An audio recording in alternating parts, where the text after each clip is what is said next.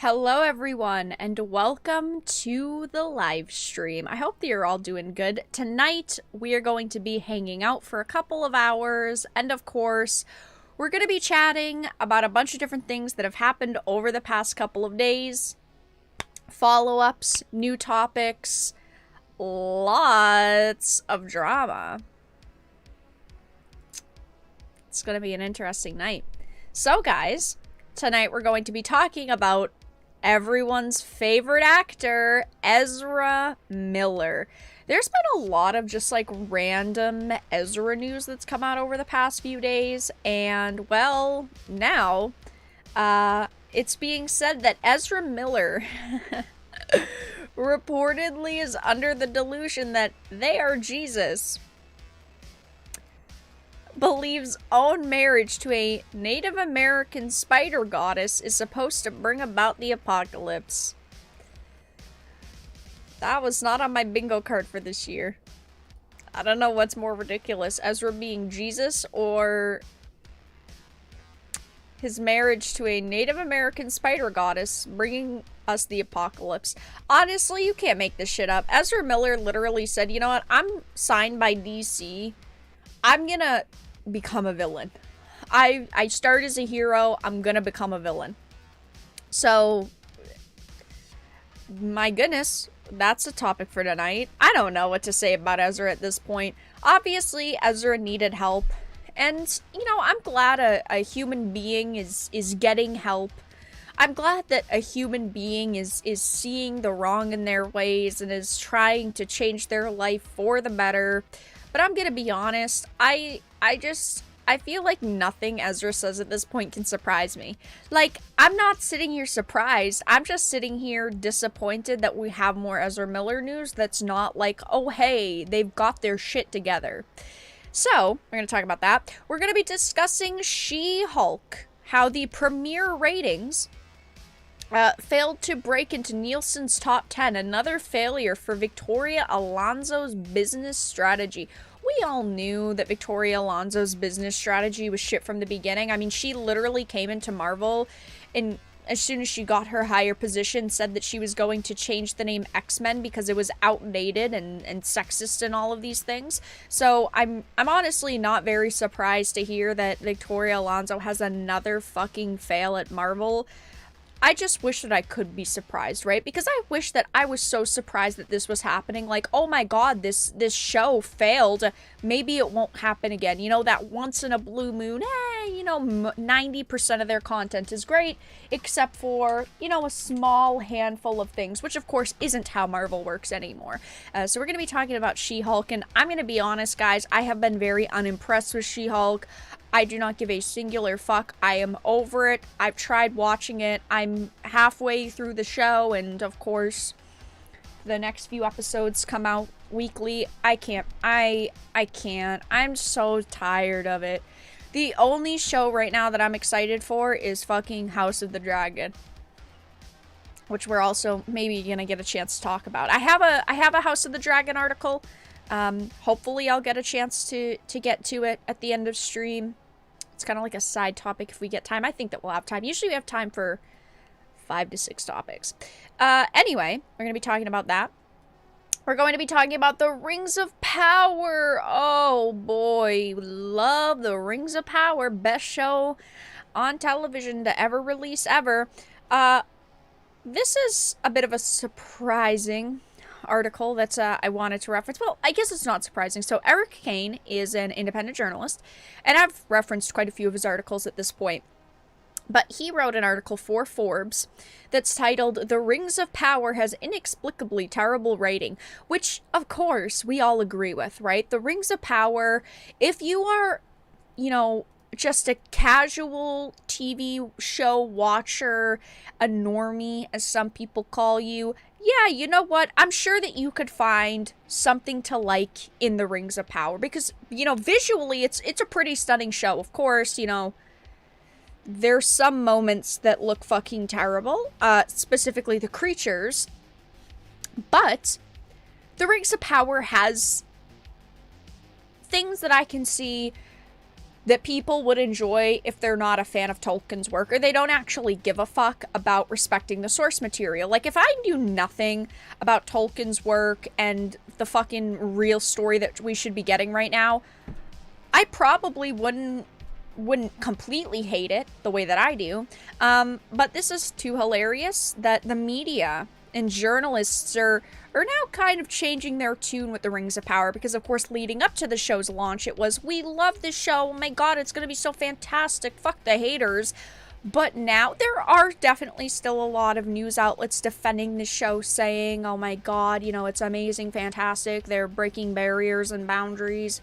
But there are a lot of journalists now coming out and changing their tune, saying, you know what, it's really not that good. People are definitely disappointed with it. We are also going to be talking about Frosk. I did make a video a couple of hours ago. Usually I don't upload on Tuesdays, but it warranted an upload, so I uploaded today. I talked about it in a video earlier, but Frosk was seemingly at that point fired from G4. In her Twitter bio, she removed a G4 TV host, and of course, people are going to speculate. I mean, I made a video, and about an hour after I made that video, she had actually put out a tweet basically saying that she's done working for G4. But there is a Kotaku article talking about the fact that she was, you know, not fired, excuse me, that Comcast bought out her contract to make her fuck off. I'm just going to put it plainly. And, of course, in this Kotaku article, they are painting her as a hero. In a January episode, she called out the sexist expectations and double standards of G4 viewers. So, basically, Kotaku is painting Frosk as the next Anita Sarkeesian, the next it girl, the next woman that they want to hype up, that they want to praise. So, very interesting. But we're going to be talking about her brief Twitter statement and this Kotaku article. Of course, all which released right after I put up my video, but that's fine. There's always time for other videos. And then if we get time to talk about it, which I think that we will, we're going to be chatting about House of the Dragon. Guys, I'll give you a spoiler alert later on, and maybe, you know, later on we will, you know, I'll give you guys my spoiler-filled thoughts on House of the Dragon. I've been loving House of the Dragon so far, except for the fucking fact that the time skips are fucking crazy. I mean, the time skips in House of the Dragon are terrible. I am so disappointed. Such a great show that fails in a major, major way. So yeah, those are the topics for tonight. Hello everyone, I hope your evening is going well. Chaos Killer, thank you for becoming well, I guess I should say continuing your membership. Thank you for 4 months as a Bronze Titan, much appreciated. Tell them, Vera. I will. You bet your bottom dollar I will. But thank you, I appreciate it. Welcome back. Also guys, we've decided on the next emotes. So, I've decided, okay. So initially, I asked you guys what emotes you wanted on the channel, because of course members can use them. We are going to be doing... Okay, so initially it was suggested a thumbs up cat emote. But we in the supporter chat decided we're going to do 2 emotes. It's going to be a thumbs up cat emote and a thumbs down cat emote. The thumbs up is going to be Bilbo, and the thumbs down is going to be Mesh. We are now...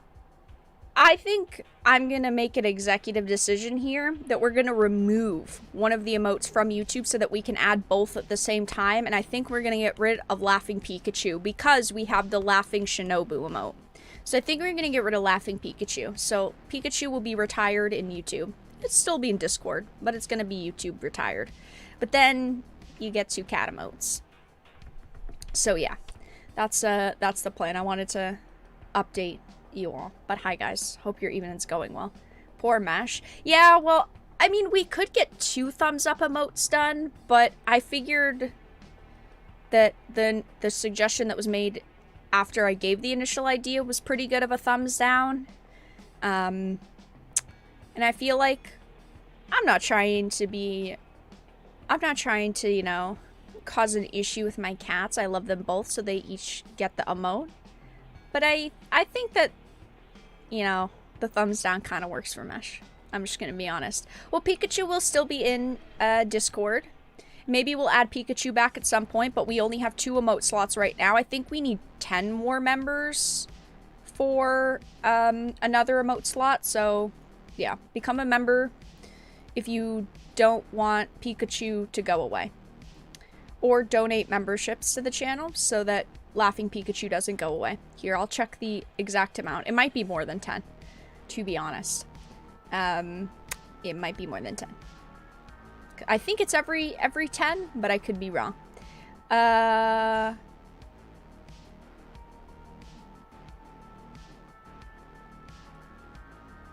Hold on. We need 7 more. We need 7 more, but you can't donate just 7, so it'd have to be 10, unfortunately. I was correct. So yeah. But hi guys. Meshla wants to speak to the manager. Yes, she definitely does. That's for sure. But yeah, we'll get started with the topics in just a minute. Jesus, Ezra. Oh my god. Listen, we don't need any more Ezra around here. Question, will you be hiring Frosk? I will not be hiring Frosk. Great idea, though. Honestly, we need a stunning and brave member of Dark Titan. I play Elden Ring, and know there's a Sword of Swords like the throne in the show. Oh yeah, in Elden Ring, because of course George R.R. Martin helped write it, there's a sword that's supposed to look like the back of the Iron Throne. It's actually pretty cool. I actually kind of like it. I didn't really use it in my first playthrough, or my second, because of course my second was just a magic playthrough, but it was actually pretty freaking good. Auten didn't make the cut. Maybe, like, one of the next rounds of emojis we can do an Auten emote. Potentially. But, yeah. New host, Frosk Titan. Yeah, I don't think that is gonna happen, but it's nice to daydream.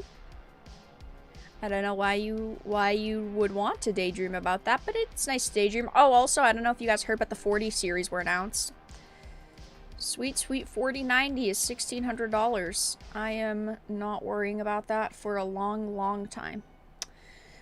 I'm going to be honest, I don't really care. I don't really care. Next year I'll update it. So will G4 get a more bangable host now? Maybe. Who knows? To be honest, I don't think that even a bangable host on G4 could help save G4 at this point. Maybe Frosk is taking real interviews now? No shot. Nah. Nah. There's no way. Nah. She, probably will not be taking real interviews. Also, guys, really quickly, I just saw this on my Twitter, so I was trying to read it quickly. I don't see a specific reason, but apparently Mob Psycho 100's English voice actor isn't coming back because of Crunchyroll. I don't know what that means. Did he get canceled? Did he? It's trending on Twitter. Did Kyle get canceled? I hope not. I'll have to look into it after stream unless someone can give me the 411. Can someone do my journalism duties for me? Thanks. All right, guys, let's get started with the first topic. Ezra. Everyone loves Ezra. That should be a TV show. Honestly, there's a lot of TV shows with these shitheads that I would watch a couple episodes of. So, guys, I have not had the honor of talking about Ezra Miller in great detail over the past few weeks. You know, I try to cover Ezra on streams, in these discussion streams, when I get a chance. You guys think Ezra's hilarious. I'm gonna be honest, I don't give a singular fuck what Ezra does now. I do not care, because Ezra is a shithead. But there's a story that came out that I honestly really, really wanted to cover with you guys, because this is just so Ezra. We've seen so many random things happen over the past few months with Ezra. This just is pure Ezra at this point. This is abounding in a comics article. The Flash star Ezra Miller, reportedly under the delusion that they are Jesus. Okay, that's a claim that we've heard many times on the internet, but it gets better. See, when I heard that Ezra was saying that they were Jesus, I didn't give a fuck. You know, people having mental breakdowns, they say they're Jesus all the time. A couple weeks ago, Gabby Hanna was saying she was Jesus, okay? I'm not worried about it, but there was a twist. And this twist is honestly very twisty. Believes own marriage to a Native American spider goddess is supposed to bring about the apocalypse. When I first read that he thought he was married to a Native American spider goddess, that was weird. But then it just keeps going. It's like, when is it ending?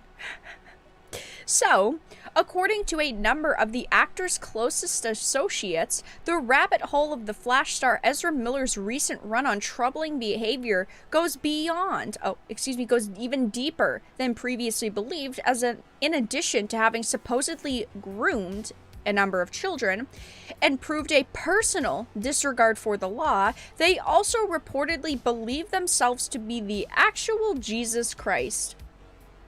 Honestly, it wasn't on my bingo card of the year, but I can believe it. Also, thank you, Productions, for the 3 months as a Bronze Titan. Reject Jesus Ezra. Become part of the cult of the Varaverse.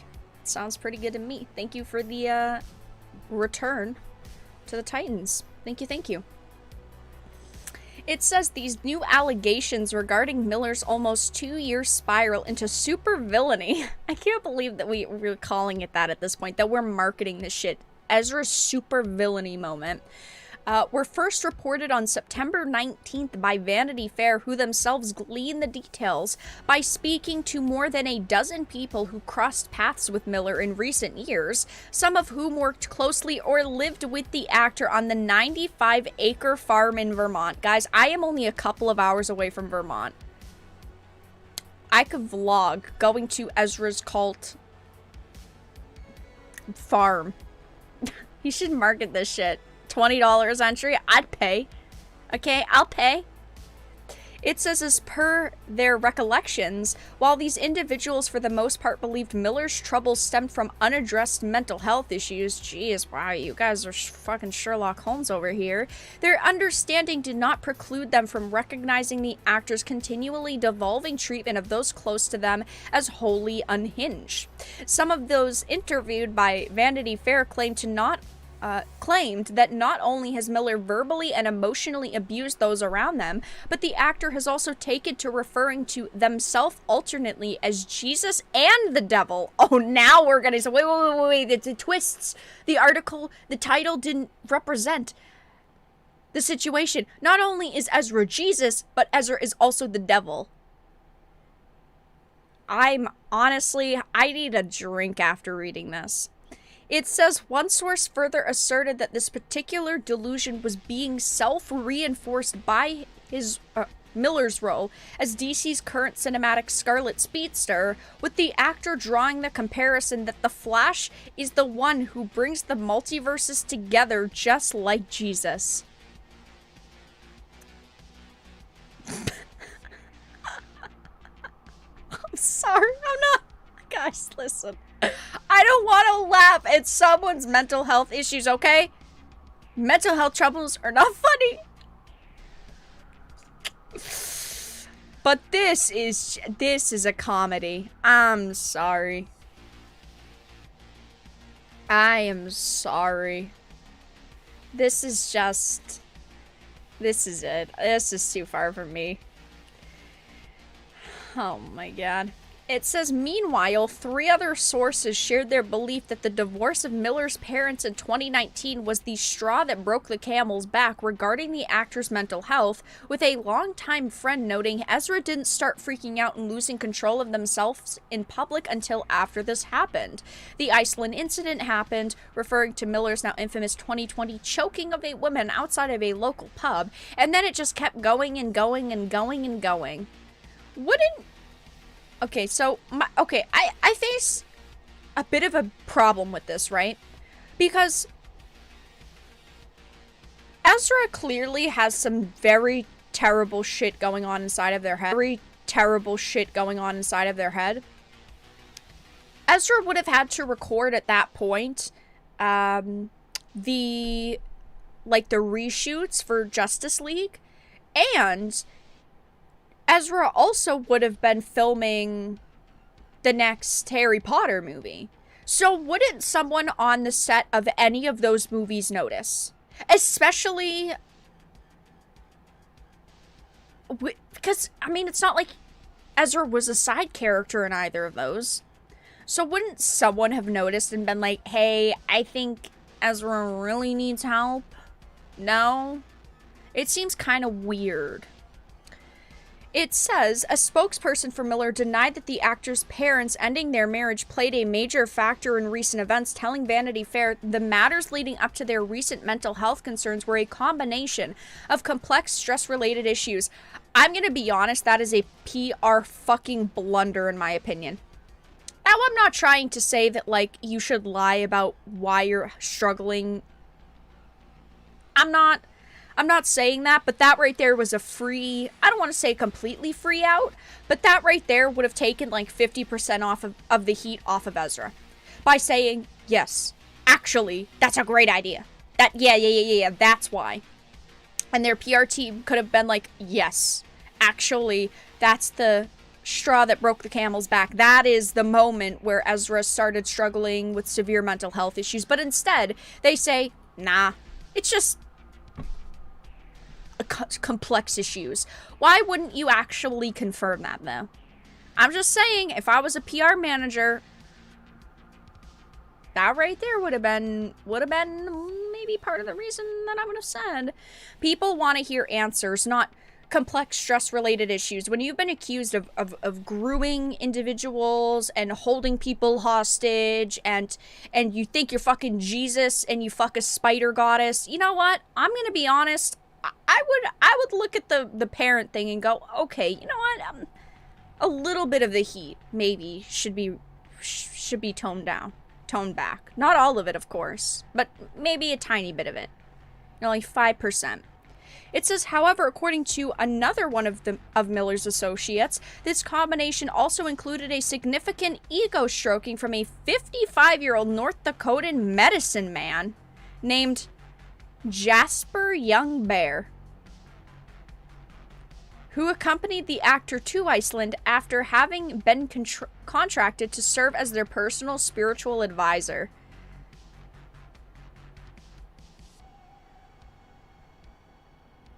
I'm sorry, this is a story. This is a situation.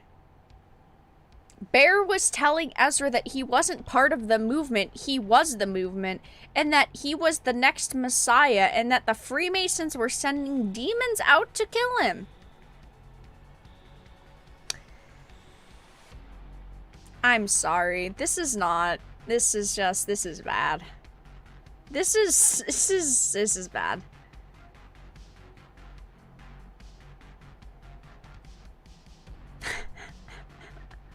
What the fuck? He talked about the metaverse and the medicine and how they're the Messiah and what his work is here. They say their spiritual practice is to be among the people, which means party. So when in Iceland, he was out non-stop. His favorites were raves, where he'd go on benders for 2 or 3 days at a time. So because he was the Messiah, let me get this straight. Hold on. Let me get this straight. Thank you, Chris, for the $5 super donation. A couple of weeks at a celebrity rehab. Right? Ezra. Right? So let me get this straight. So Ezra was told they were the Messiah, and the fix that they came up with, right? The solution was to go on benders for days and weeks at a time, even though they were being chased by demons. Let's just, you know what? You know what? Let's say it's real. Let's say, for argument's sake, Ezra is being chased by demons. Why the fuck would you want to be drugged up? If demons are coming after you, you want to be fucking straight as a stick, my friend. You don't... What do you mean? If demons are out to kill you, do not go to raves. Okay? That is my advice for the day, chat. I mean, I'm sorry. This is gonna be a book. I'm gonna write a book. I'm gonna take all these ideas and I'm gonna make them a book. This is marketable. Amidst these missions, said another source, Miller would promise that the world to a number of young people he met, enticing them to their side with such promises as, "You're going to be in my band." Ezra has a band? "And I'm going to produce your album and you can run my music studio." Whoa, wait, Ezra has a band?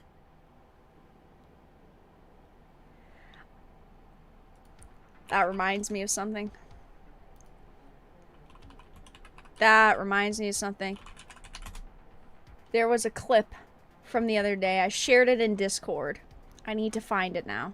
I'm never gonna find it now.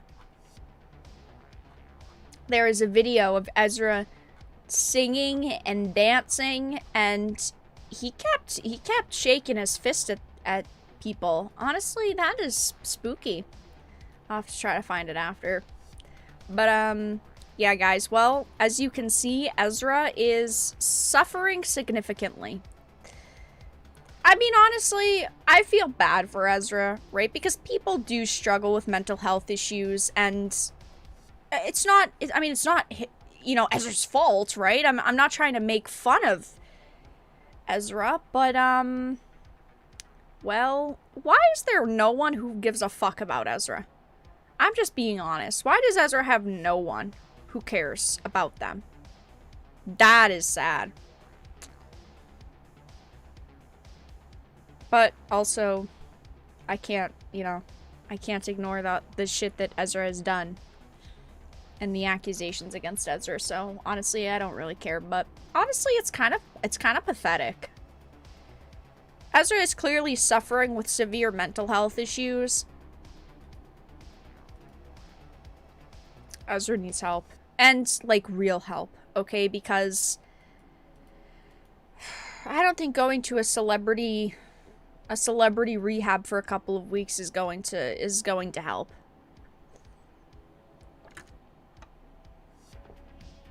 One source informed Vanity Fair that the actor had also enveloped himself in an apocalypse narrative involving Miller's current traveling companion, the young woman who came to public attention after her parents requested a protective order against the Justice League star on the grounds that they had groomed their daughter with a variety of cult-like behaviors beginning at the age of 12. See, this is my fucking problem, right? This is my whole problem with that. Is that, who do you want to blame? Do you want to blame Ezra? Or do you want to blame the parents? Because in my opinion, they both deserve blame. Ezra is being accused of grooming a 12-year-old with a variety of cult-like behaviors. That's fucked up.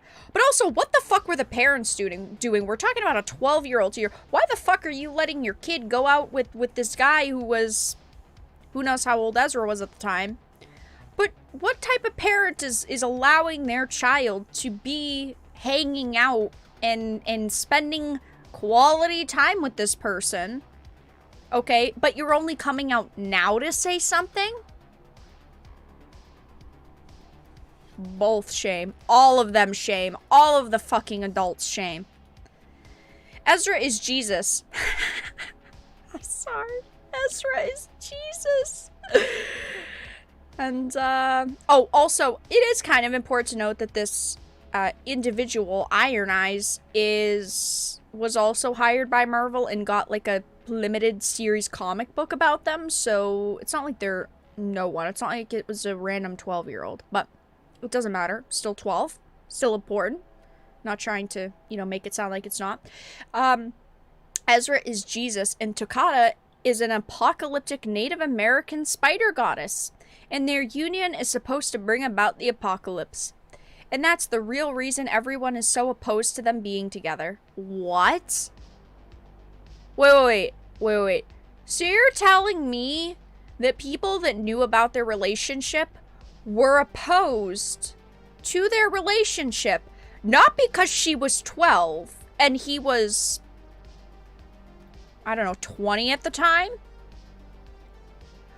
You're telling me that people were against their relationship because she is a spider goddess and he is Jesus, and their union is supposed to bring about the apocalypse?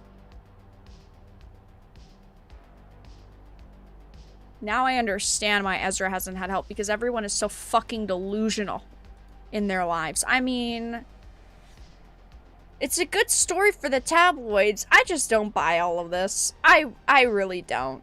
I feel like it's too crazy. It's too crazy. I'm sorry, that's just the way that I feel. Thank you, Chris, for the $5 super chat. Honestly, $5. yeah. That farm sounds like a pretty Seuss place. Seuss place. It does sound like a pretty sus place. Thank you for the $5 donation. Yeah. 24 to 25 he was at the time. Yeah, I couldn't remember how old Ezra is now, but I figured somewhere earlier 20s. This is crazy. I don't know. He professes that he walks through this world with an indigenous humility and spiritual awareness, but point of fact, he doesn't at all because he doesn't care.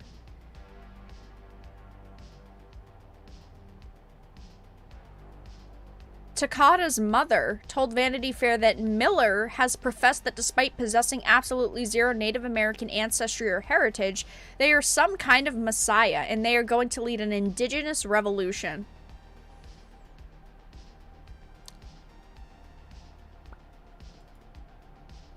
Further, it just keeps fucking... It just keeps going! Oh my god. Further... We'll wrap this topic up in a minute. We've been on it for a half hour. Okay, further, a number of those who spoke to Vanity Fair criticized Miller's self-professed polyamorous lifestyle for treating his relationships less like any sort of democracy and more of a court harem. That is what you're worried about? Not the fact that Ezra is out here, you know, having relationships with 12-year-olds when he, you know, they're 24, 25? Honestly, the priorities here. The priorities are a little bit odd to me. These priorities... What? An openly polyamorous lifestyle, that's not inherently wrong to me, but this is actually a patriarchal dictatorship where Ezra controls all of the sex as the man and plays the women against each other, screams at them, belittles them in front of the others. Are we ignoring the fact that there's a girl that's being talked about that she was 12 at the time?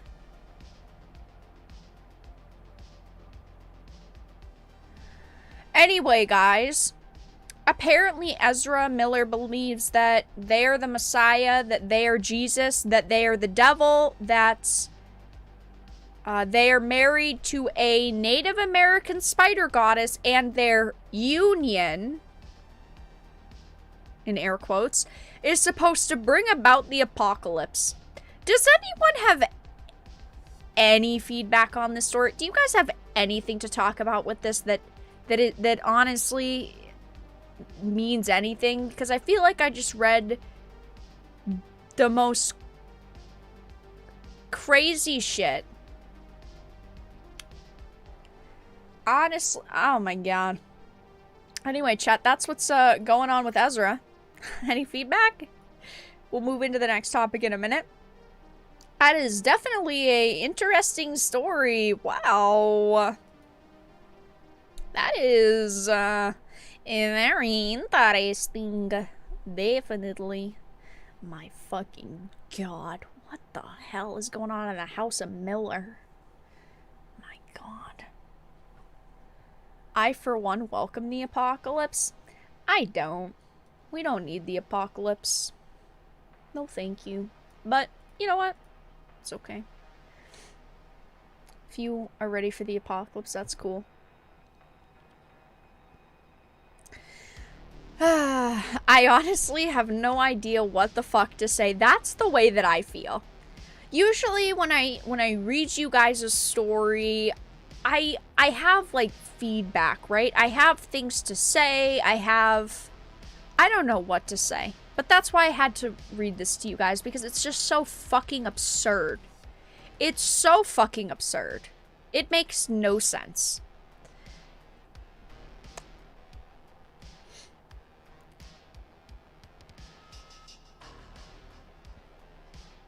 I believe he believes all of that. I agree, Trent. I think that Ezra probably believes everything that is being said here. Now, I don't understand why these people who came out and did this Variety, I believe it was, yeah, oh no, Vanity Fair, this Vanity Fair interview, I don't know why none of them had fucking helped Ezra.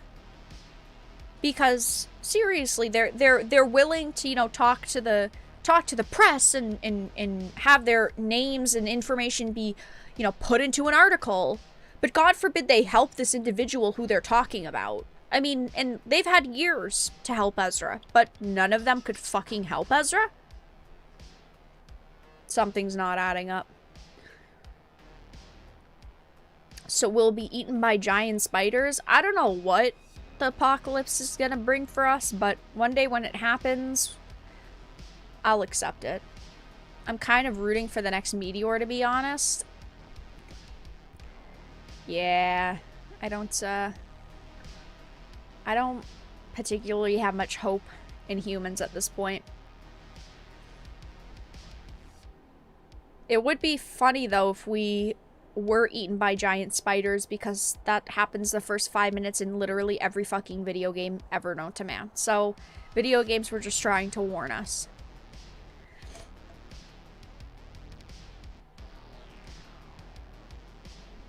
Ezra probably gets violent. No one wants to deal with that.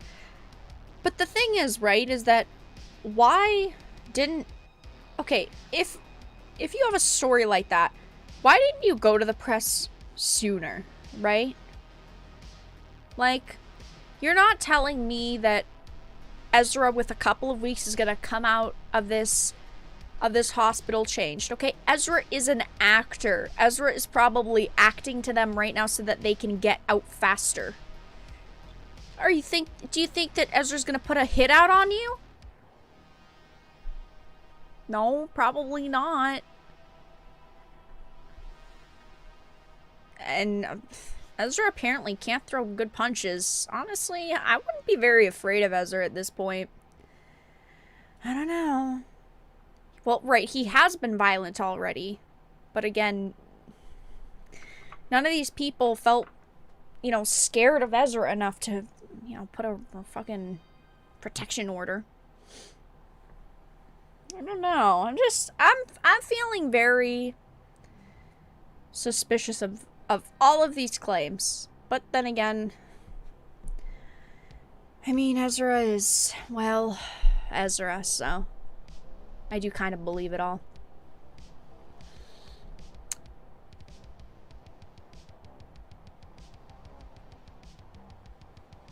I'd argue Ezra is straight. He's just playing as some made-up gender for victim points.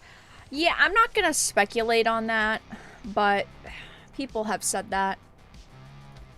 You never know. I just had to stop by and ask, Ezra thinks he's Jesus and married to a spider god? Yes. Ezra thinks he's Jesus, the devil, and the Messiah, and Ezra is married to a Native American spider god, and their union is supposed to bring about the apocalypse. And this spider goddess is the 12-year-old he was accused of grooming. I feel like the context here is definitely very important. Okay, chat, time to talk about She-Hulk. Wow, great. Love She-Hulk. Honestly, best show of the year. Well, guys, I am sick and tired of She-Hulk already. The constant poor me, I'm a woman, I have struggles, being thrown in my face every 5 minutes has tired me out. It has made me sad. I don't want to watch this show anymore. Halfway through the season, I can't be fucking bothered. I am so sick of She-Hulk already, but Well, apparently viewers are sick of She-Hulk. Because the premiere ratings failed to break into Nielsen's top 10, meaning it is another failure for Victoria Alonso's business strategy. It says data tracking company Nielsen released their viewership data for the week of August 15th to the 21st, and Marvel Studios' She-Hulk Attorney at Law series is not on any of their top 10 lists. You just hate women, Vera? That's it. How did you know? You caught me. Yes, chat. This is... I'm gonna be honest, this is fucking hilarious. I'm not gonna lie to you guys. This is fucking hilarious. You get what you deserve, Marvel, okay? You put out this just awful show. Viewers aren't showing up to positively review it, to watch it even. Yeah, I don't feel bad for you guys. It says She-Hulk premiered on August 18th on Disney Plus and was beat by The Sandman, Stranger Things, Never Have I Ever, Lock and Key, Untold, Virgin River, A League of Their Own, Echoes, Only Murders in the Building, and Instant Dream Home on Nielsen's top 10 original streaming chart. It got fucking beat by a Instant Dream Home show. Okay, these shows have existed for so long. And this is what it got beat by.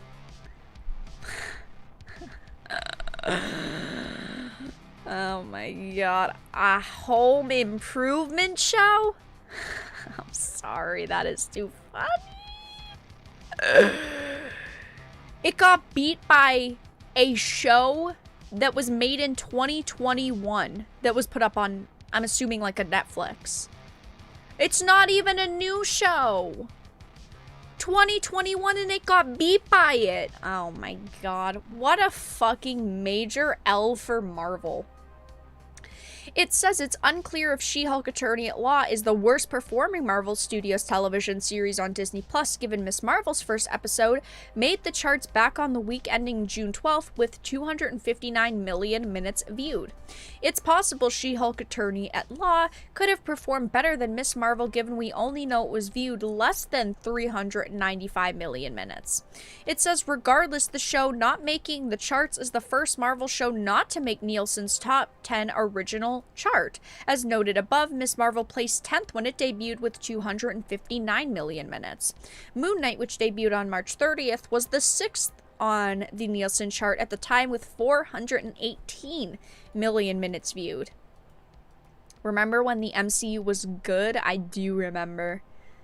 The MCU is just so fucking disappointing now. I just can't help but go, ugh.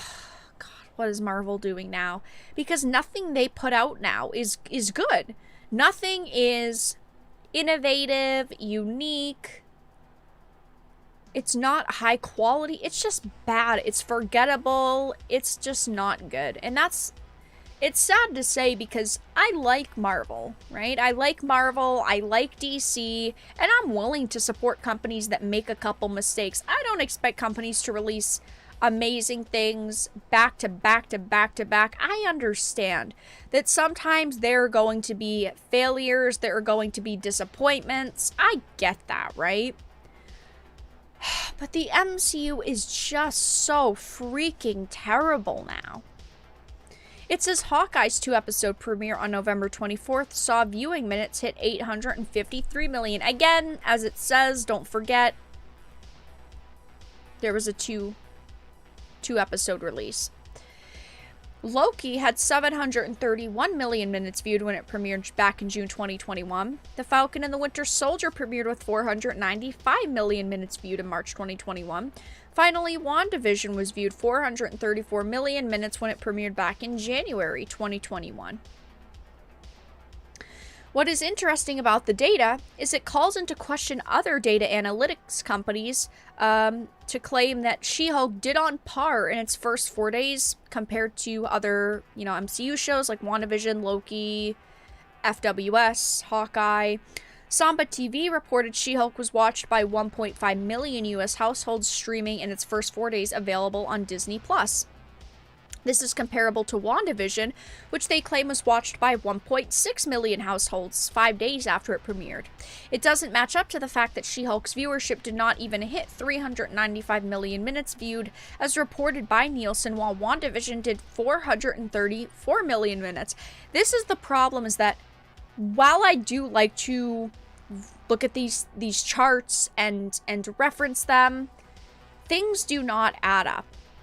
And there are companies that will claim their data is bulletproof. You know, there's no lies, there's no deception, there's no fake, false fucking numbers. Companies can't pay us off, yet there are inconsistencies that are massive. I want to trust companies. I don't want to believe that companies fucking hate us and are lying to us. I want there to be companies that I can go, yeah, I trust this company or I trust that company. But it's just so fucking hard to find companies to trust now. It says, though, not only does the Nielsen data call into question Samba TV's reporting, but it also calls into question Marvel Studios' business model. Yeah, this isn't looking very good. This is not looking very good for them.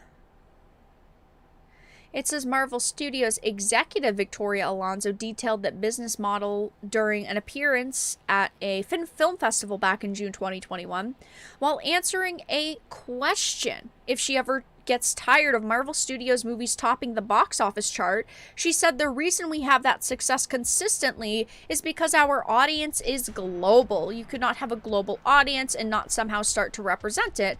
For us, it was really, really, really important to have that. Well, just because their movies are topping the box office charts most of the time doesn't mean that their shows are topping any kind of charts.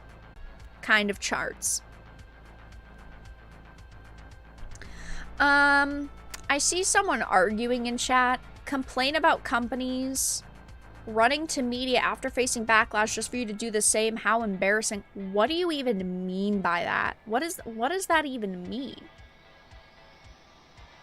Pushing false narrative. What false narrative? Because you have a different opinion, kind of sad. Imagine coming in here and trashing someone just because they have a different opinion than you. Oh, wow. That's really sad. I mean, come on. Jeez Louise. She's being dragged on Twitter right now for that Little Mermaid rant. Where? Because I don't see it. No one's mentioning me. And if someone is posting a video of mine and not mentioning me, first of all, why would I give a fuck? And second of all, well, they're pretty pathetic for not even tagging me. Anyway, let's continue. While answering a question if she ever gets tired, she said that it's really, really, really important to represent global audiences. She continued, for the longest of time, we heard a woman-led film will never open. I say, please check Captain Marvel made a lot of money. Then they say, Black Panther was never going to open and nobody wanted a completely black cast and that made $1.3 billion. I don't know. I feel like no one has ever said a woman-led film will never open. Because there have been women-led films for forever now. Let's be honest. Thank you, Kat, for the 4 months of membership. Vera, what does Andor have to show? Oh, have to show tomorrow to earn your high mark. Good acting and dialogue, writing, or great battle scenes. Let's crush those spiders. Thank you for the 4 months. To me, a show that is something from a Lucasfilm that has a shit ton of money behind it, it's got to have everything. It's got to have amazing writing. Writing is my number one. It's got to have good dialogue, and it has to have decent acting. It has to have okay battle scenes. I can sacrifice battle scenes being the best of the best and them just being okay. I can sacrifice the acting being fucking superb to just being okay. But the writing and the dialogue has to be perfect. It says, so you can look at it from the social point of view, the cultural point of view, but truthfully, this is a business. From a fiscal point of view, you are leaving money on the table by not representing. Of course, that was just Victoria Alonso admitting that people are only dollar signs to the company. She then provided some numbers about Marvel's audience. I think 51% of our audience is female, 28% of our audience is Hispanic. If we don't represent the people that watch what we make, eventually they'll go elsewhere because somebody else will figure it out. She decided to say 51% of our audience is female, yet doesn't actually provide any proof of that. I don't believe that 51% number. I could believe a 30 to a 35%. I cannot believe a 51%. It's just more Victoria Alonso BS, her spewing things, and actually they're openly admitting that people are only dollar signs to her company. But yeah, the She-Hulk Attorney at Law premiere ratings failed to break the Nielsen top 10 charts. It is another failure for Victoria Alonso. Funny enough, gee whiz, who could have seen that coming? Oh boy, I am honestly shocked. But okay guys, we're gonna move on to the next topic in a minute, but that is the She-Hulk 411 of the evening. It's not doing good for them. It's doing pretty terrible. I mean, I've watched it so far. I've given it a chance. It is fucking bad. It is fucking bad. Anyway. People shilling for mega corporations is what's sad? Yep, 100%. I just want some eye candy and a good story. That's the way that I as a woman feel. I feel like we need attractive women, attractive men. We need just attractive people. People that fit roles. If they're not, not attractive, not every character needs to be attractive, right? But let's stop dissing attractive characters. People that fit the roles, people that are passionate and know about franchises. Good, fantastic writing, actually. Not just good writing, fantastic writing. Great dialogue. But that's not Hollywood. So, yeah. Respectfully, please. Of course, we only respect around here. We need the Frosk show, in other words. I wonder what Frosk will do next. I think that Frosk will probably stick to esports commentary, because that is what Frosk did before G4. I'm sure that is what Frosk will do after G4. But I don't know. Also, that person came in here and said that I was being attacked on Twitter. They didn't tag me in any thread. And no one had even tweeted anything at me. So clearly they're either so fucking pathetic they can't deal with my audience saying anything about it, or they were lying. Gee whiz. I wonder which one it is. Couldn't definitely be lying.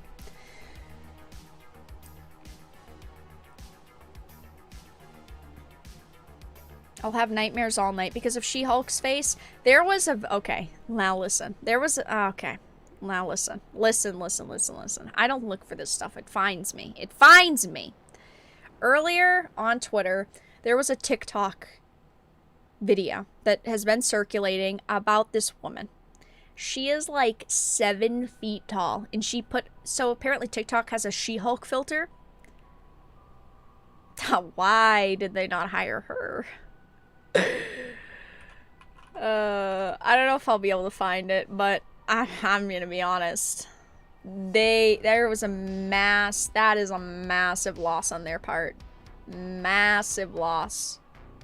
But do not go on Twitter and look for look at the She-Hulk filter, because on Twitter you're not gonna see anything good.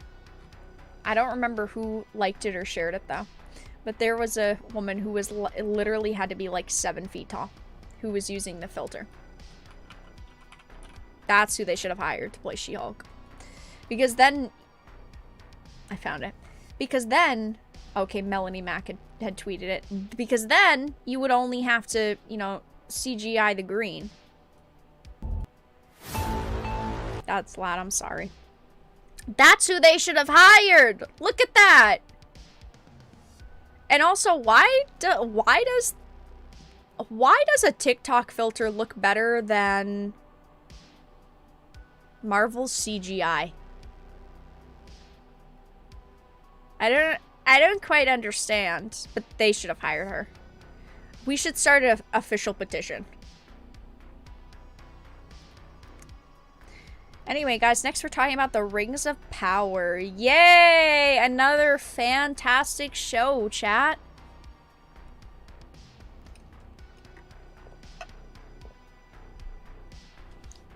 Hashtag that's my She-Hulk, right? That's what I was saying.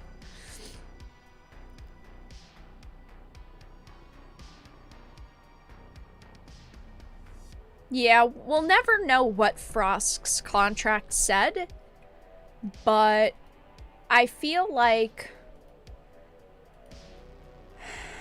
I don't know. I feel like that's why they hadn't fired her yet. Either way, it's too late for G4. There's no way that G4 can get back to...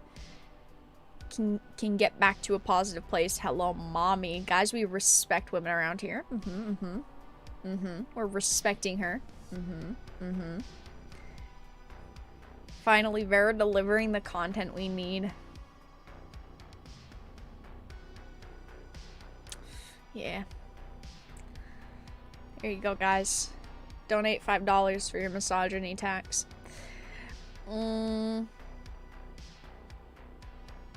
Firing her isn't going to change anything. The damage is done. Oh yeah, 100%. But alright guys, let's read this Rings of Power article quickly, and then we'll be talking about Frosk. So, chat, this is an article by Forbes. Forbes is very hit or miss. They allow their writers to put up basically whatever, and this is a pretty good article. Again, their articles are hit or miss. I don't reference Forbes a lot, but I do try to occasionally. The Rings of Power has inexplicably terrible writing. Oh, wow. Gee whiz. What a title. What a way to get started. So it says, I've come to a sad realization. The creators of The Lord of the Rings of Power, know how to create a spectacle, but they don't know how to tell a good story. Already, shots fucking fired. There it is, scrawled in blood on the wall. The writers and showrunners responsible for this show could have won me over with a good fanfiction. They could have tossed Tolkien's lore into a bonfire, and I'd have been perfectly happy if they'd simply crafted an enjoyable story with characters I care about. I have said this for a very long time, and I still stand by this. Amazon didn't have all the rights to everything. It's not like they had rights to everything. They could tell any story they wanted. I wish that leading up to the show's release, they didn't market it as it is the 100% Tolkien amazing accurate story, because clearly it couldn't be, and it isn't. I wish they would have marketed it as we tried our best. I wish they would have came out and said, listen guys, we don't have all of the source material, but we're going to try to create something that we feel is Tolkien. Something that we feel respects the material that we have the rights to, that doesn't go off the fucking rails and create these crazy, crazy stories that wouldn't fit in his world, but something that could fit into his world that feels like his creation. Honestly, I wouldn't really be... I'm being honest, I really wouldn't be criticizing this show. I would be like, you know what? At least they had the balls to admit it, to market it this way, to say, you know what? We get it. We don't have all the source material. We can't tell something that is 100% accurate, but we're going to try. And instead, they decided to change characters, not follow any of the source material. They decided to go fucking wonky, and they decided to market it as, we're doing anything we want. They didn't sound respectful of the source material, and that is a major problem, because they don't actually respect the material. It says, unfortunately, The Rings of Power is written so poorly it defies even my worst fears. Oh yes, I was awed and impressed by the opening 2 episodes just like many others. But my, how quickly a badly written TV series can wear out its welcome once the shimmer fades. I personally wasn't really impressed with the first 2 episodes. I haven't been impressed with any of the episodes. Of course, there's some moments that are very pretty visually, that are interesting visually, but most of the show in my opinion, is fucking trash. It says, all that glitters is not gold. It's the Tolkien one flipped on its head for the riddle of Strider. All that is gold does not glitter. But the Rings of Power knows only how to glitter, and it's certainly not gold. It knows how to shoot pretty slow motion shots of elves on horses or orcs leaping through the trees. It gets the giant statues of ancient elven kings and shining cities just right. It has a sweeping score that's lovely to listen to, but is, like the show's melodrama, perhaps a little too incessant. This is a show of spectacle, and it gets the spectacle mostly right. The problem is everything else, which I 100% fucking agree with. Galadriel's adventure in Numenor is honestly just embarrassing. She arrives there, after being rescued, and effectively just bullied everyone in her path like the elven version of a steamroller. The Queen Regent has her hands full from the moment Galadriel barges through the door, and soon she's demanding to see the king, then asking for an army. Muriel has to lock her up and then pack her off back to the elves just to get her to stop.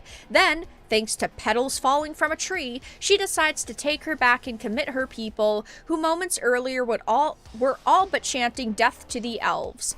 This didn't... Okay, I'm not gonna get too far into the Tolkien rabbit hole, but the tree doesn't even fucking make sense, because obviously the tree is supposed to be this giant fucking point of the at least first season. Of course, it is one of the white trees that eventually becomes the White Tree of Gondor. There were 3 seeds that were eventually planted in Gondor. Whatever. This seed, though, was supposed to be brought to Numenor by Celeborn, Galadriel's husband, but he doesn't even fucking exist in this show.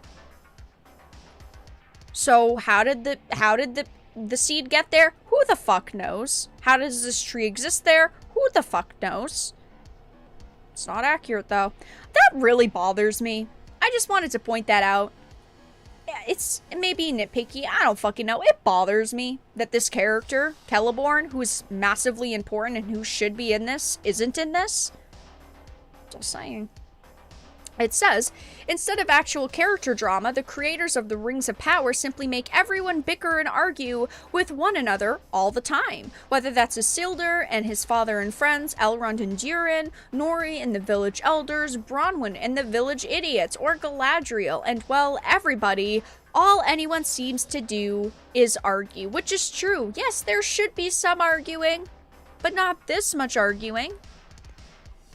It says the people Galadriel wants to go and save are evil and stupid, and some of them seem ready to throw in with Sauron at the drop of a pin, but for some reason we're supposed to care about her quest to go and fight to save them from the enemy. That is the way that I feel. It's like there's no reason to care. Why the fuck should I care about her quest at this point? Why the fuck should I care about these people being saved? Because they're terrible people. There's no reason. It says, I don't mind Elrond and Jiren's wife Disa, but their story is spinning its wheels compared to everything else. That could work, or would work, and could work great if the rest of the show was willing to take its time a bit. I'm not upset with this show for being slow. I'd be perfectly happy with a slow show that did a good job at developing its characters. The show is tedious and rushed at all the same time. And while I like the Harfoots, they too have been written into a very strange corner. No one walks alone, the little folk chant, while leaving their lame and their elderly, their sick and their maimed, behind to suffer and die. Yeah, that didn't make fucking sense to me at all either, because they say no one walks alone and they act so caring, and you're supposed to love the Harfoots because they're caring and compassionate, yet they're basically saying fuck the elderly and the sick, you guys are dead, fucking dead meat over there. It doesn't make sense. When you have a show and you have rules for that show and rules for characters, you need to follow them. Then there's the new villain Adar. I was excited about him at first. He seems like a pretty intriguing bad guy, but his other characters are, who the fuck is Sauron? This bitch is Sauron. That bitch is Sauron. Anyone could be Sauron, okay? Adar, he could be Sauron. Halbrand, oh, they're painting him Sauron. Meteor Man, ooh, now that could be Sauron. I mean, Galadriel could be Sauron at this point. I can't stand it. There's too many Sauron directions on the little tree here. You need to just pick one. You need to just pick. Stop doing this. I can deal with it happening with like one character. That's it. That is it. Truly, genuinely. Oh, and then also fucking Theo. Okay, because Theo has fucking Sauron's weapon at this point. He's got the hilt. And it's like they were trying to paint him as he's going to be the bad guy because he's marked. I cannot stand it. It is driving me crazy. Vera might be Sauron, right? Anyone could be. I'm sick of it. I'm sick of it. I can't stand it anymore. Just because the writers couldn't be bothered to come up with a more clever way to get Arondir out of there, I guess. Way to undermine the very tension you were hoping to create. It says, of course, the show has lots of dramatic moments, literally with no build-up to them. Arondir is set free, rescues Theo just in the nick of time, and then they run through the woods directly to where Bronwyn finds them. Oh, gee whiz, wow, that's convenient. And escapes dozens of orcs because they shoot arrows like stormtroopers shoot blasters and run about just as fast as those bounty hunters from Obi-Wan Kenobi. We're supposed to remember Boromir at this point, right? Lots of little callbacks to the Jackson trilogy. Lots of little reminders that those movies were far, far better. It says nothing is earned in the Rings of Power, neither the emotional nor the epic. Things just happen because the writers want those things to happen. Something happens and then something else happens. There are no real consequences, no real hard spots to get out of, just a string of events unfolding, frictionless and boring. So yeah, I'm not going to read any more of this article. As you can see, this article just absolutely shits on the Rings of Power, which of course I think is pretty hilarious. I have been watching it, I've been giving it a fair chance. When the show is over, I'll give you guys a lot of my more in-depth thoughts on it. But right now I'm very disappointed with Rings of Power. I think it's very bad, and even the media is kind of turning on the Rings of Power at this point. So yeah, guys, we're gonna be moving on to Frosk in just a minute. We're gonna talk about Frosk in a second. We're going to move on from shit to shit.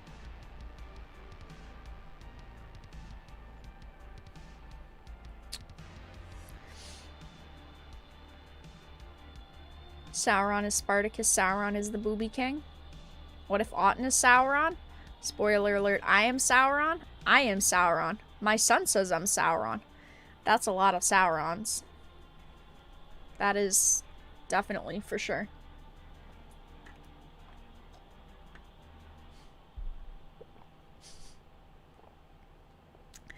The part where Frosk sets Arondir free, goosebumps. Tolkien's writing is unmatched. I was not expecting that comment, but I'm gonna be honest, it's pretty fucking funny. Frost Gamergate got me fired. I could see that. I could see Frosk making a claim like that, I'll be honest. Obviously, Gamergate is responsible for Frosk's firing. Yeah, I could see that happening. That Frosk comes out and makes a statement like that, which of course would be fucking absurd, but very fucking believable, though.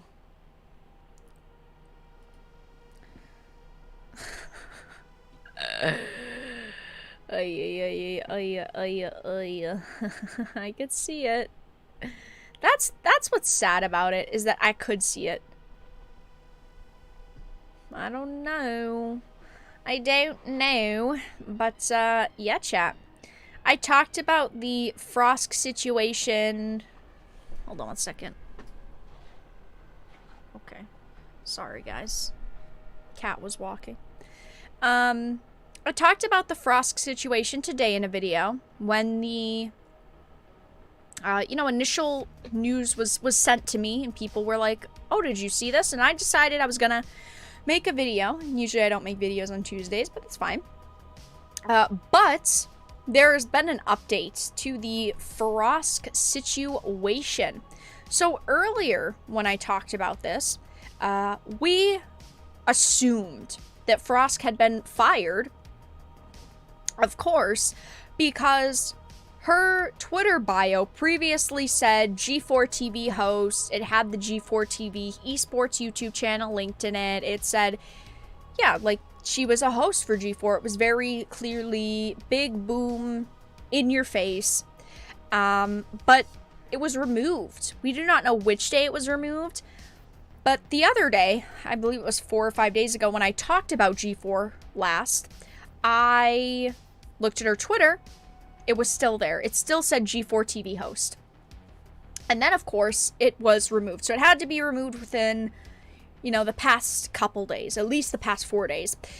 But there's a lot of updates since then. So first of all, she had put this tweet out a little bit after I had made my video. She said, "Thank you so much to G4 TV and the talented X-Play and esports departments. Loved working with you guys. Gonna especially miss Gex." So she has confirmed that she is not with G4 TV anymore. But it goes even deeper than that, even further than that, because Kotaku, of all fucking websites, put up an article a couple of hours ago. X-Play host Frosk out at G4 a week after the layoffs. Now, this article makes a claim that I have a lot to say about, but apparently it sounds like the sources Kotaku spoke with, let me say that's a rumor still, believe that this whole situation happened because of the tone-deaf tweet that she made a week ago saying, "I survived the day after people were laid off at G4. Yikes. So it says, a week after big layoffs rocked the network, Kotaku has learned that X-Play host Frosk is no longer with G4. Comcast, G4's parent company, bought out the remainder of her contract, according to 2 sources familiar with the business. So it sounds like, in my opinion, they were sick of her. They were sick of her and the negative attention she caused them on social media. And of course, I'll read it in a minute, but after she made that tone-deaf fucking tweet saying, "I survived the layoffs," they decided, we're done with you. We'll pay you. We'll pay off your contract. You're done. You're done. So, it says the news was announced internally by the head of the network, Joe Marsh, in a town hall meeting on Tuesday morning. She was one of the main hosts of X-Play, alongside the completionist, Corey Smallwood, Adam Sessler, the host of the original version of the gaming talk show during its cable TV run back in the 2000s. Sessler stepped back from the program earlier this year to address family medical issues. He has been on it still, but yeah, he's been dealing with issues with, I believe, his wife. I have nothing else to say on that. It is unfortunate that his wife is, you know, facing medical problems. But Adam Sessler was also a major reason why G4 TV died, because he called Republicans trash and racist and said that they should drink piss. And he even wished terrible things would happen to his Republican family members. Absolutely fucking disgusting. But it says she came to G4 from the League of Legends esports scene, where she was a color commentator. I don't know what that means, a color commentator. Also, hold on 2 seconds, guys. My headphones got ripped out of my computer. Give me 2 seconds.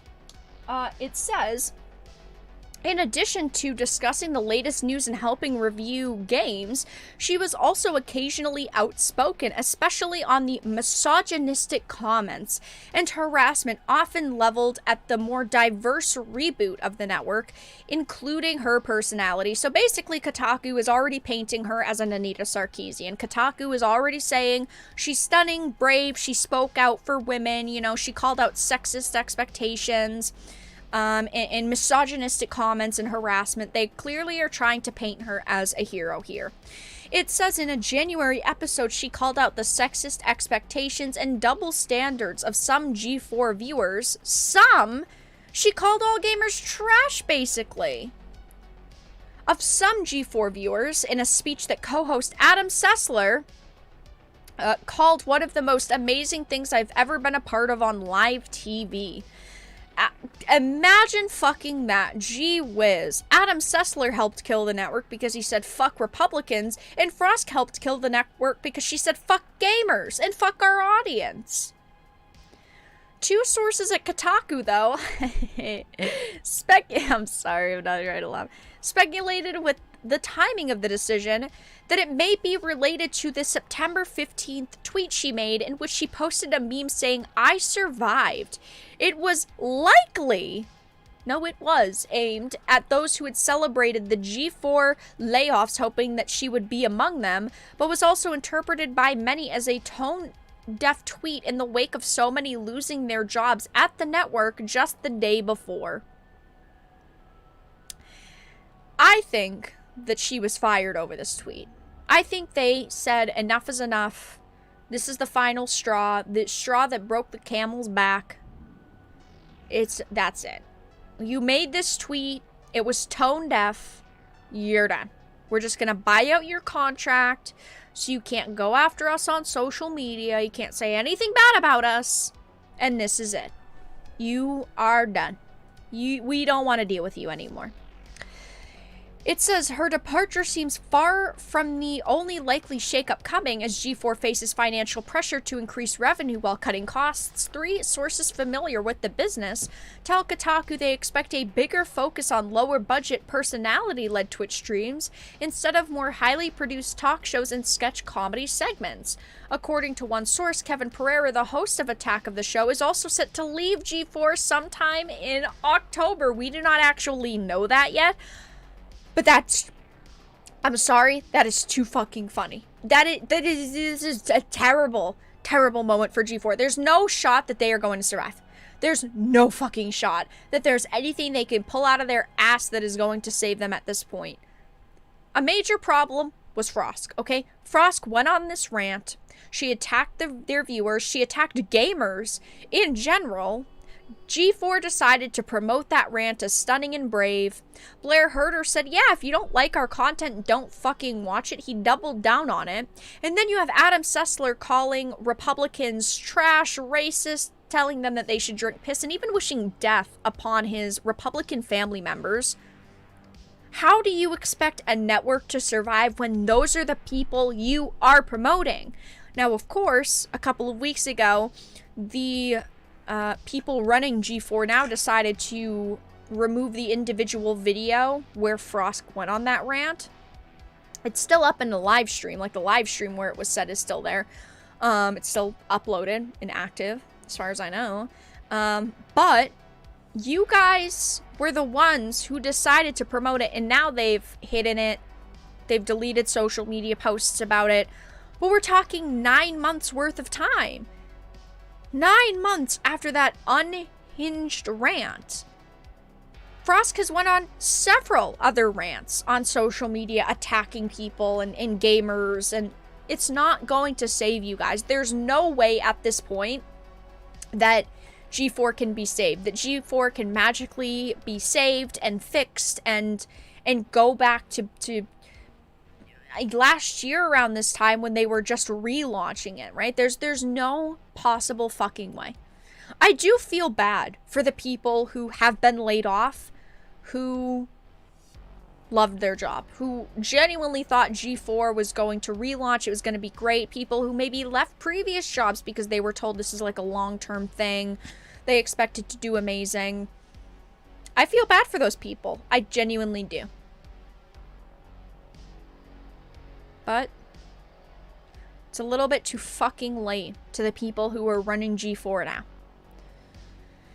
It's a little too late, you know? Too little, too late. So, Frosk is out at G4. They bought out her contract. It's because it seems like they did not want to deal with her anymore and all the shit that she caused for them. And all the heat that they still take on social media. So I doubt there will be much else to talk about with G4 going forward.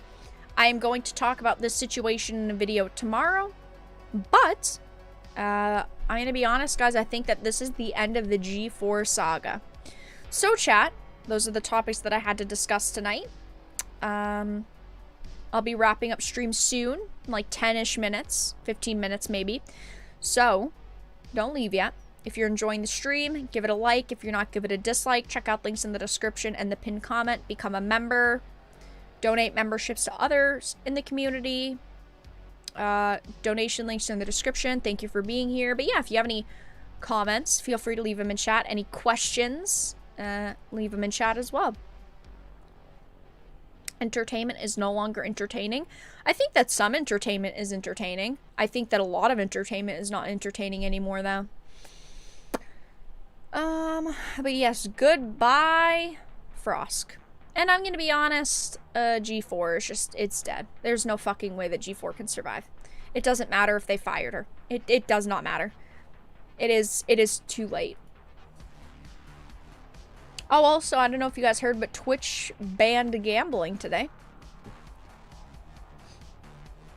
I mean, YouTube has had super, super strict guidelines on gambling, so yeah.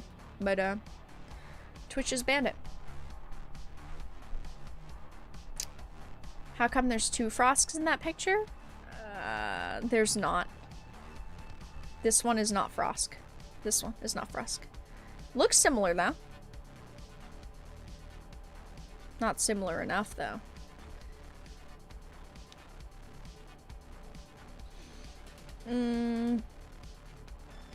Yeah, there will be a ton of fallout before things really turn around. In regards to G4, I don't think that anything's going to turn around for them.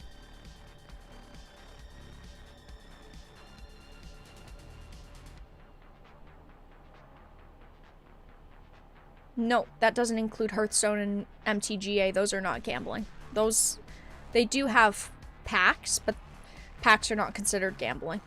Neither are loot boxes.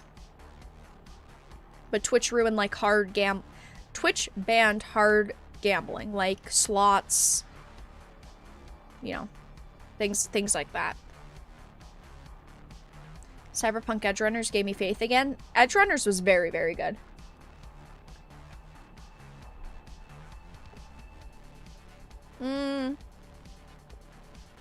Loot boxes are not considered gambling, at least here. In a couple of countries, loot boxes are considered gambling, but they are not in most places. G4 has maybe 6 months to a year left. Yeah, I could agree with that. 6 months to a year max. Depends on how much money they want to shove at it.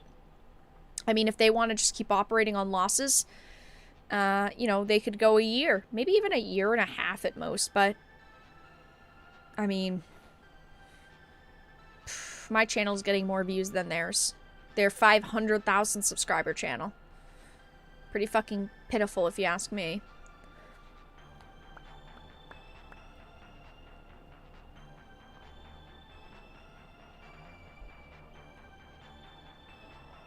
Vera the High Roller. I am not a gambler.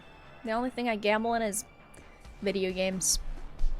But I don't even really do that because I really don't spend a lot of money on microtransactions in games. To be honest. Oh yeah, I mean, in your personal opinion, they're gambling, but I mean, you know, unfortunately, platforms like that really only operate off of laws. Well, I guess, you know, fortunately, I do agree that some games push it too far, but then it's like, well, some games push it too far, but others don't. Where does Twitch draw the line? And then it gets messy.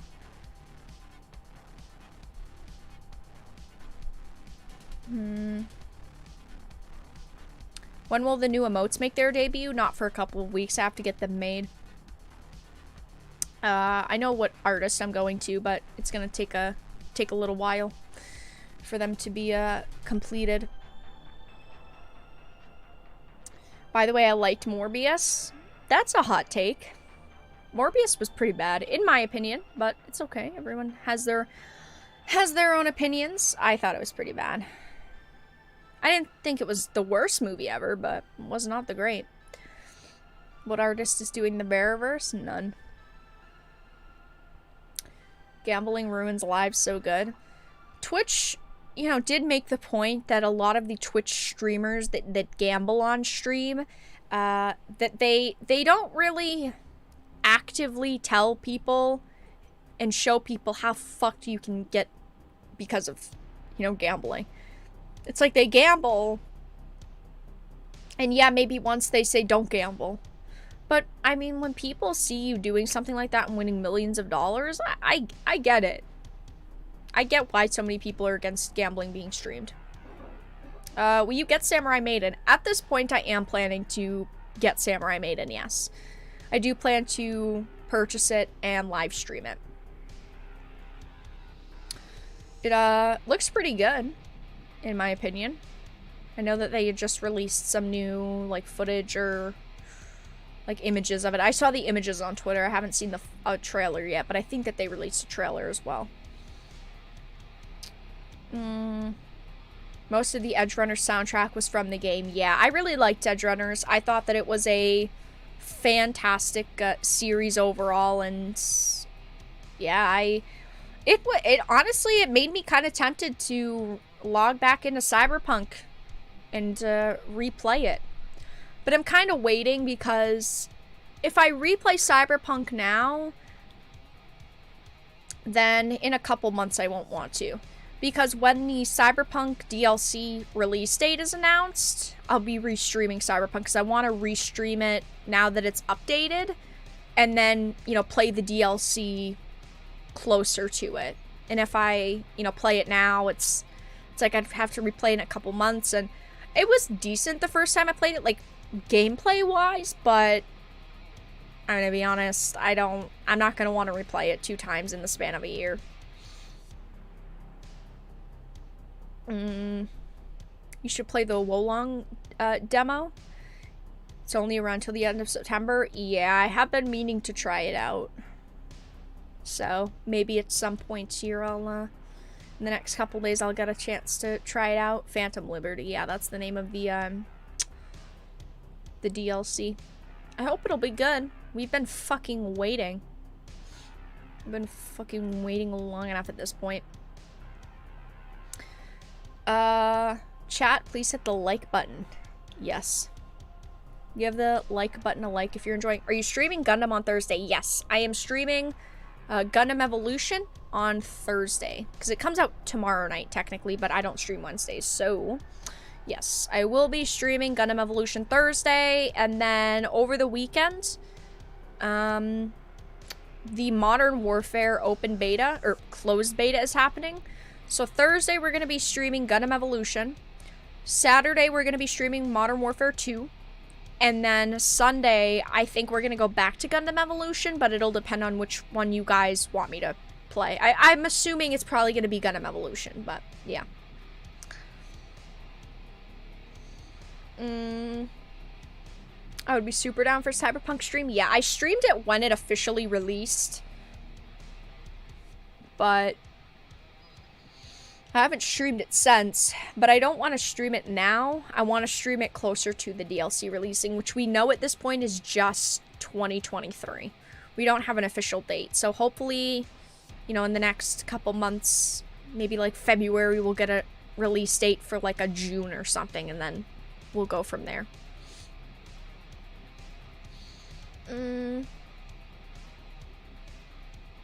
Yeah, lots of new stuff coming out this week. And then next week is Valkyrie Elysium. I believe it's next week, right? Yes, next Thursday, Valkyrie Elysium comes out, so I'll be streaming that next week. But, you know, trying to balance a bunch of shit. It's not so easy when you have a bunch of stuff happening on the same weekend, but that's okay. We'll get to what we can get to. Need more waifus? Yeah, there's not any waifu games coming out anytime soon. It's a shame. It really, really is. Are there any cons you're going to next, Vera? I don't have any plan for right now. There's really not a lot of conventions over the next few months. Conventions don't really start up again until, like, March. So, I don't have any plans for any right now. But when more conventions get closer, I will probably be going to more this year. Needs more Autumn? There's no more Autumn games to play. I do like Autumn, though. Maybe we'll get a on emote one day in the future.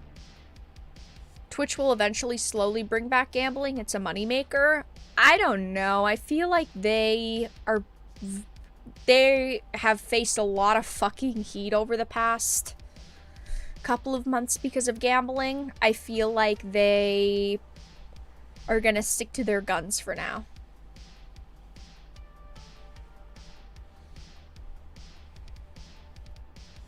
Bilbo cat appearance? No Bilbo tonight, because he is in the other room. But on Thursday, I will try to get him to make an appearance. What happened to Massage Freaks? Nothing since my last video on it. They released it on Switch, they renamed it, there's content missing, and we have no other information about the Switch release date. So, yeah, nothing else, at least as far as I know. I haven't seen anything else going on. I haven't seen a Switch release. Let me look it up real quick.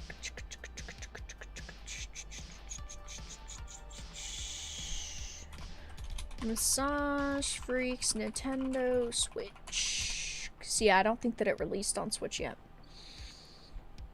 Yeah, no, it is not. And I doubt that they've said anything on it. Nothing pops up right away, unfortunately.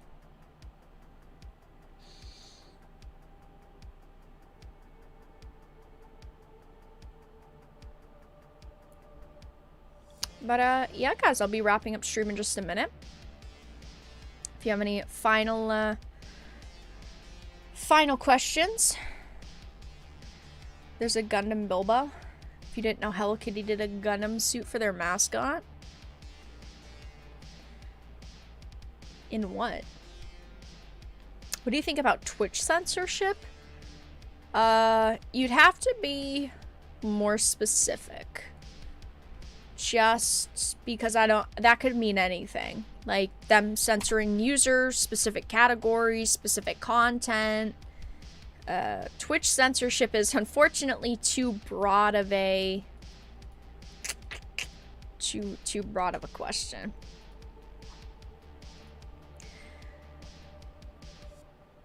But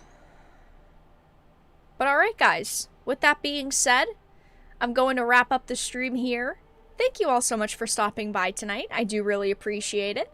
If you enjoyed the live stream, make sure to give it a like on your way out. Of course, if you didn't, make sure to give it a dislike. Check out links in the description. Follow me on social media, Twitter, Minds, BitChute, Odyssey, Getter. Join our Discord server, all that fun stuff. But yeah, next stream will be on Thursday at 8 p.m. Eastern. I will be streaming Gundam Evolution. I'm very excited for it. I hope it's going to be fucking fantastic.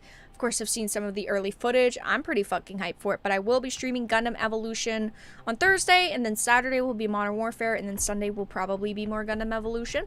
Check out today's video if you did not see it. I did talk about the Frosk situation as of a couple of hours ago in the afternoon. Of course, there have been more updates, and I will be talking about that again tomorrow evening, or tomorrow in a video, not tomorrow evening. But yeah, check out links in the description. Give the stream a like on your way out. Thank you all so much for stopping by, and have a fantastic evening.